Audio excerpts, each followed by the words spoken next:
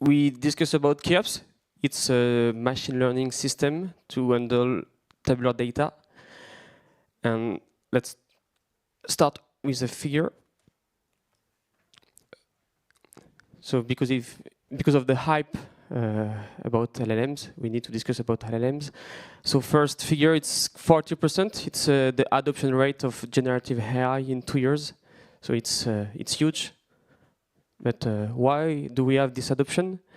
Because it's intuitive and it's natural. It has been said this morning.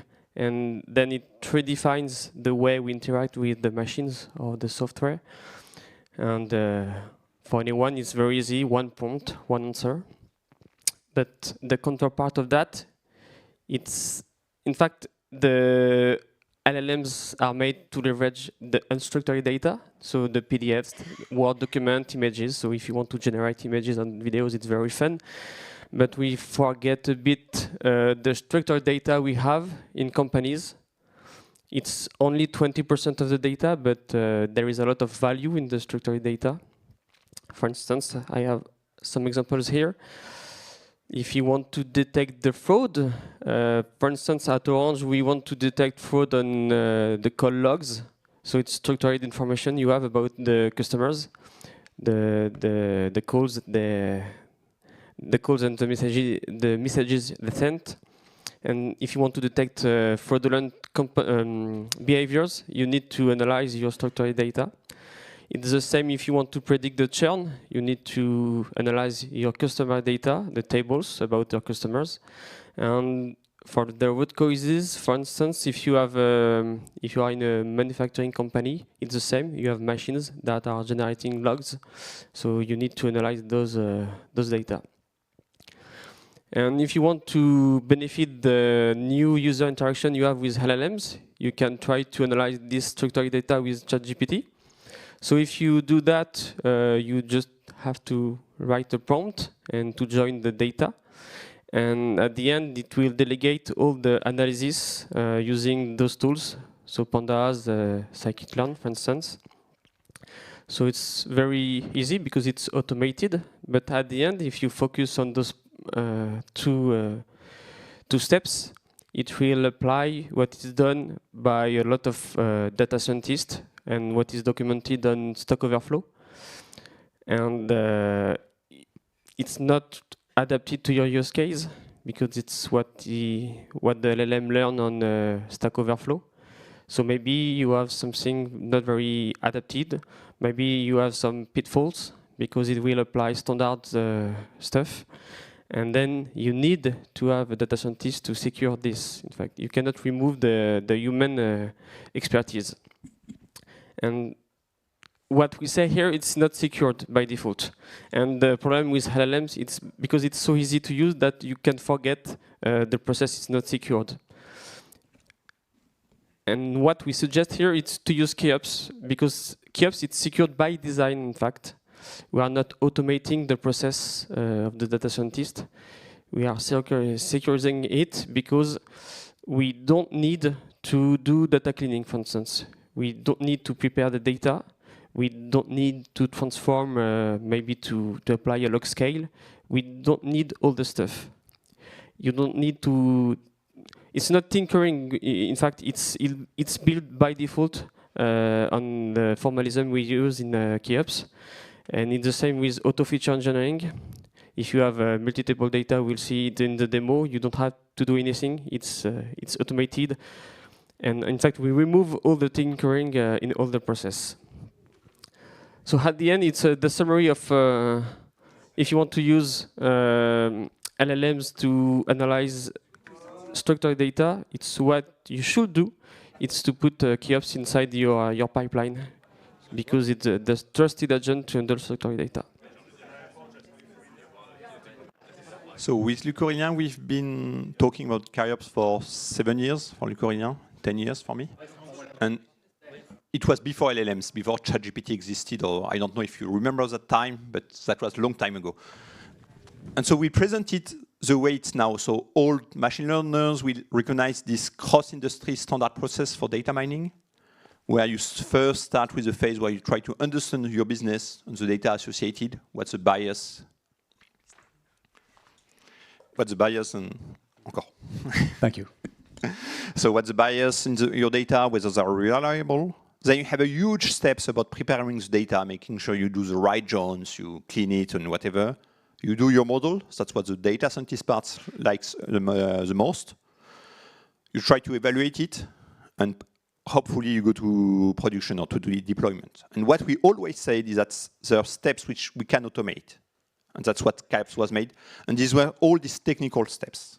And we say that the data scientist value is in this end-to-end value, end-to-end consistency, making sure that what we do is fitting with the business needs. So we answer the right statistical problem to the business needs. We make sure that the data are not biased, are really well sampled on this kind of stuff. And we make sure we evaluate it in a mode which is consistent with the business goal and not just by a random metric or standard metric. And so that's what we always said. And so maybe, yeah. And that's how Khiops was built. We always said it since 25 years. That's the history of Khiops. 25 years, tons of publication and some of the best conferences. And we've made Khiops based on 3 pillars. The good point with 3 pillars that is define a plane, so it's stable. If you have only 2, you just keep oscillating. You have 4, you never totally stable. With 3, you know what you want to do. So we want to have it robust, secure, so that it can be used by non-data scientists. That's the same stuff that we said earlier. Generative AI came, or LLMs, came to this huge success. I mean, I've never seen in the industry 40% of adoption in 2 years. Never. And that came because it's easy to use. That's what we do with Khiops. We make it easy to use tabular data. You don't need to have expert skills. So it's robust, it's secure, because if you give a tool to everyone, it needs to have all safety you need. It's frugal, it's efficient. If you have data scientists in your team, you know they always complain for getting more power, more CPU, more RAM, more clusters, more GPUs, whatever, more data, and then they need, once again, more CPU and whatever. So we made Khiops efficient, highly efficient. I mean, that's a challenge I can take, to be as efficient as any other tool. And it's also then frugal. It's use as much, as little as we can, and it's hence also good for the planet. And the third part, we made it understandable, transparent, or interpretable, or explainable, call it whatever hype word you want. But we always had this mind that the data scientist is not here for the technical part. He's here to answer a business need. So the business need at the end needs to be validated, or the solution needs to be validated and understood by the business experts. So you need to give them ways to understand what your model does.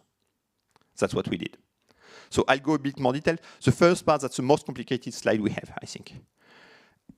Those who have made a bit of data science, they know that in data science, you always take your data. And at the end, you get one data frame, one big data frame, or small if you're lucky, with all your variables, all your target, what you want to predict there, everything in a single table. And that's the magic trick.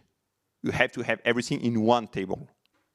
But in IT, you don't have one table, you have relational databases. And so you have customer base, for example, and then you have all the interaction of your customers with your system. And that's, maybe he did no interaction, maybe he did 10. So you can have 10 lines per customer, or 0, or whatever.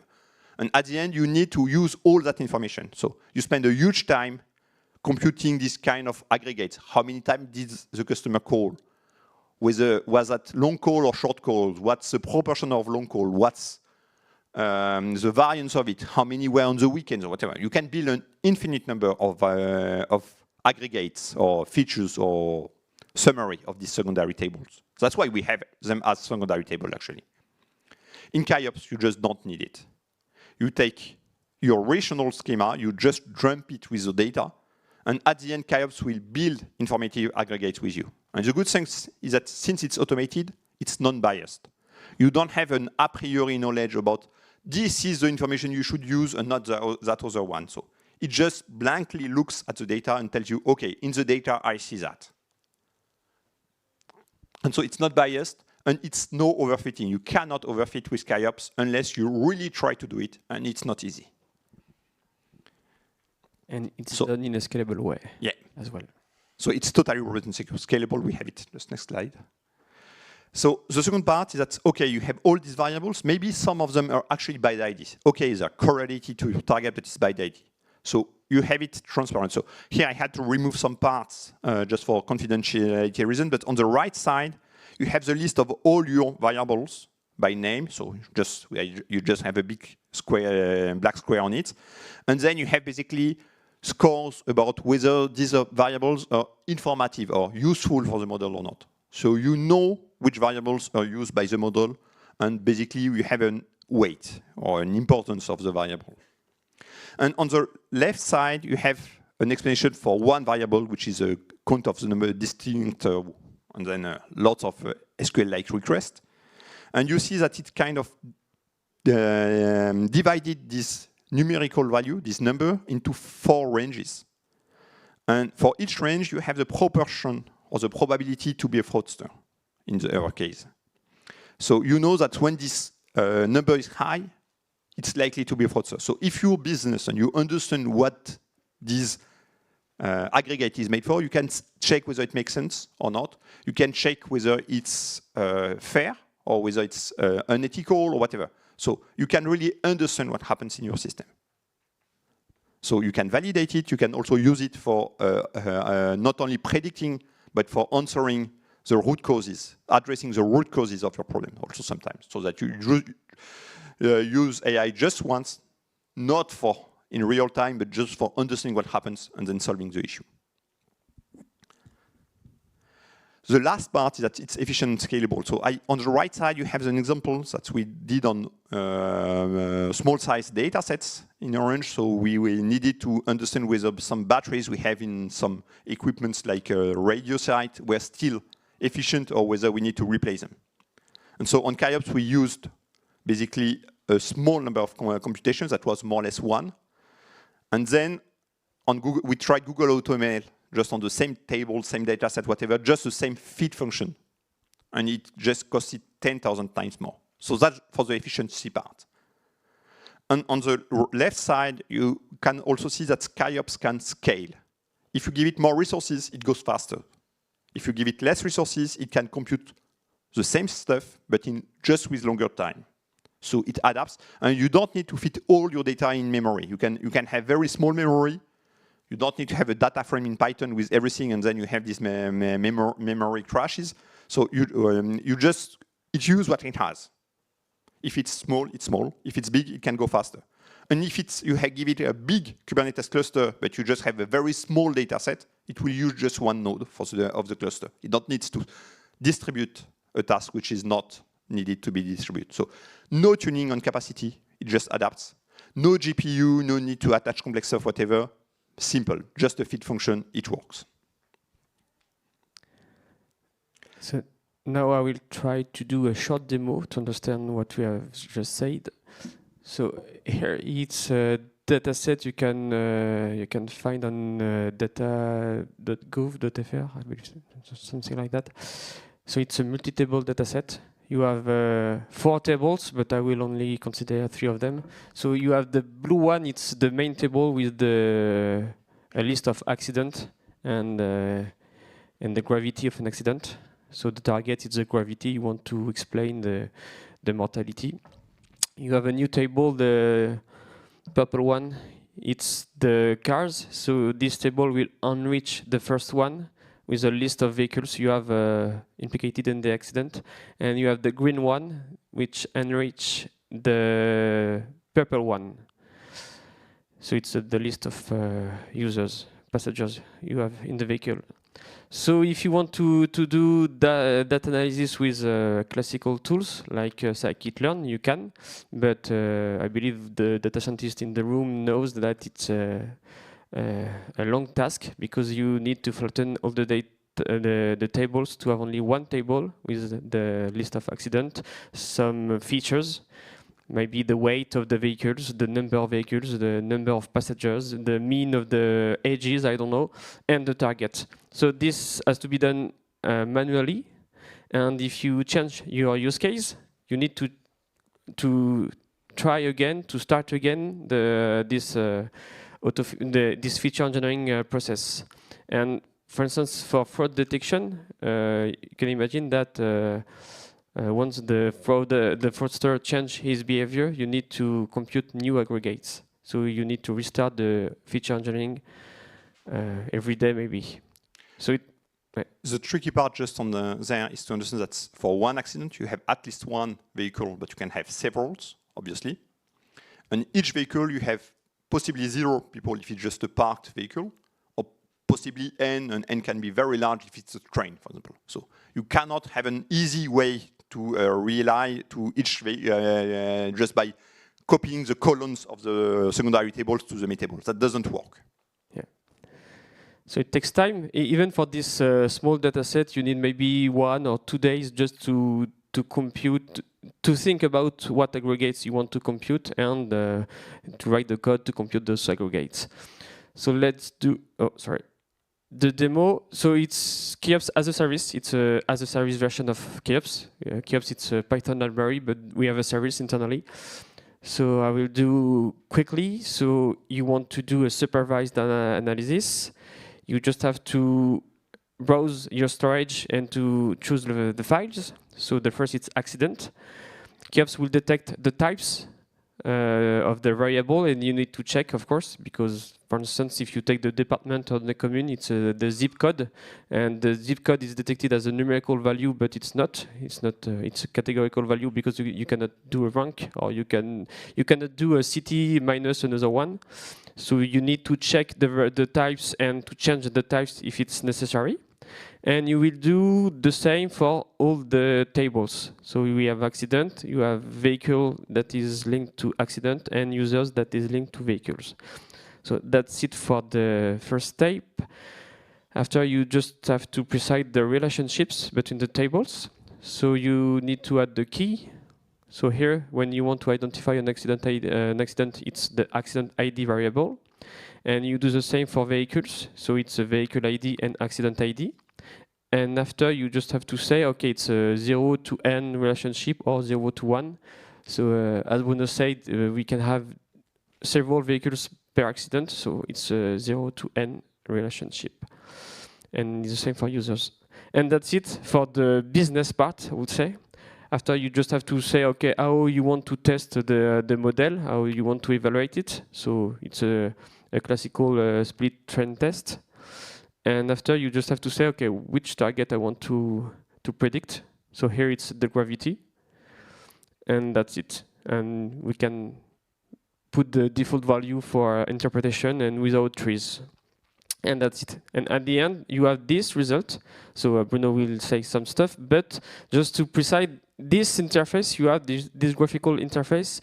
You can have it with the service, but also if you use Python, because at the end, you just have to do your .fit pwet, and the model is, you can browse the model with this interface natively. And so here on the left side, you have all variables with the weight and the importance, and you have some of the variables like the light, whether it was a lighty day or not, or the hour, which are native variables on the model. And then you can see SQL-like requests, like the one which is highlighted. You take all the user's birthday in a vehicle, you take the mean of that, and then you take the max. And so if you take that variable, which basically is telling you you have old people, elderly people in your accident or not, so that's basically what it tells you. You can see that the more elderly people, or the earlier they're born, actually, the more likely there will be somebody which is killed by the accident. You can explain that, people can understand it, and then they can decide to act or not, depending on it. Or they can validate the rule. And just a point about the parsimony, even if you have thousands of variables, the model you will get at the end will keep only few variables. So it's important for the interpretation as well. Oh. Yeah. And so at the end with Khiops, you can use the Python version, you can use this website, I mean, internally in Orange at least, or we can build it for you, or you can use an LLM-like for carrying it. At the end, what happens is that you shift the distribution of time spent of product to be to more business value tasks and less technical tasks. Yeah, I propose we skip the the last slide. And just a conclusion, it's an open source solution. It's 25 years of research, so you can use it in production. And it's documented on khiops.org. And you have, for instance, the foundations tab with all the math about the supervised learning. And on the how-to, you have the tutorials. That's it. Lovely. Thank you so much. Check it out on GitHub. I really need to make lots of noise about Khiops. Any question in the assembly? Maybe a quick question.